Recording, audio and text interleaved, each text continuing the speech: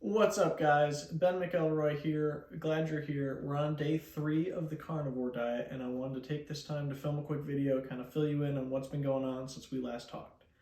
First things first, weight update. I didn't have one yesterday, and I'm really sorry I don't have one today.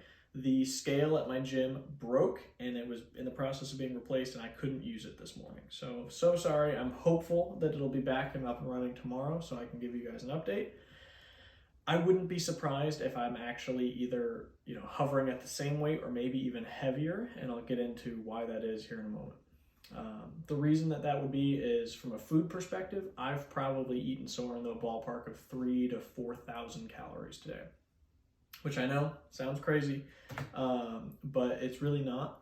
I had, 8 eggs mixed with some milk for breakfast, a couple pieces of bacon, 8 ounces of ground beef, and then I came home and I chugged pretty much half a gallon of whole milk, which is, probably 1,500 calories, somewhere in that ballpark.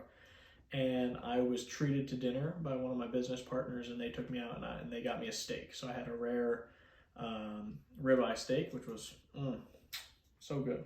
But, that's probably another 1,000 to 1,500 calories. So there you have it. Pretty full day of eating as far as consumption goes.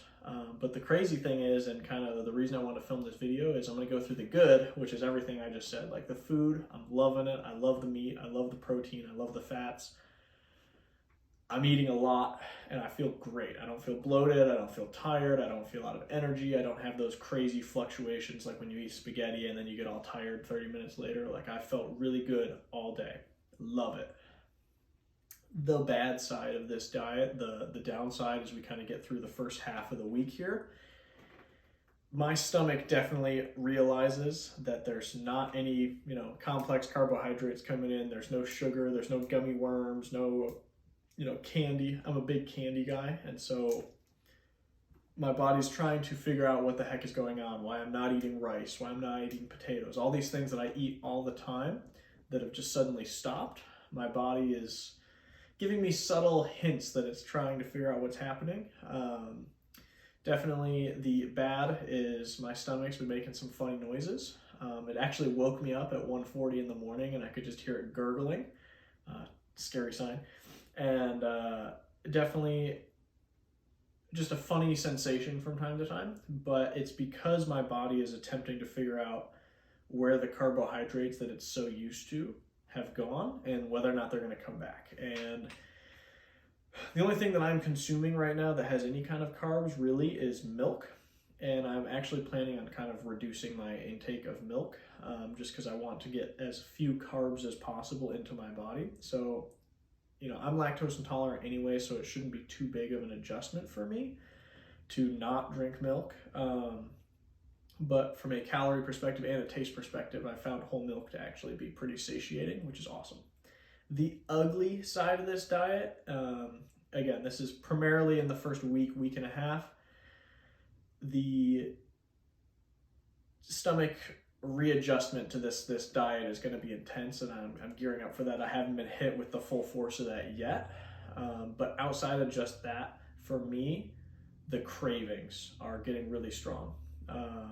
By no means do I eat significantly unhealthily throughout the day, but definitely noticing the lack of snacks of, oh, I'm hungry for something, let me just pop into the pantry and grab chips, pretzels, all these things that sound so good and so salty, but they're carbohydrates and they're not healthy for me and they're not fuel for my body. They're satiating foods that my brain tells me I want, and I mindlessly walk up to the kitchen and grab them. And trying to resist those urges and seeing my wife or my friends just, grab something and eat them has been challenging thus far. I'm hopeful that by the end of the week, most of those cravings will have subsisted and my body will reset and I'll be able to not crave those things while it's happening.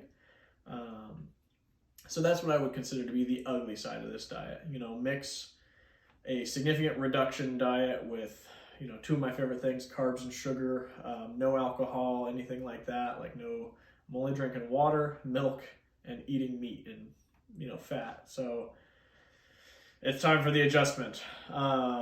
As my wife is very fond of saying, my tummy hurts, but I'm being really brave about it.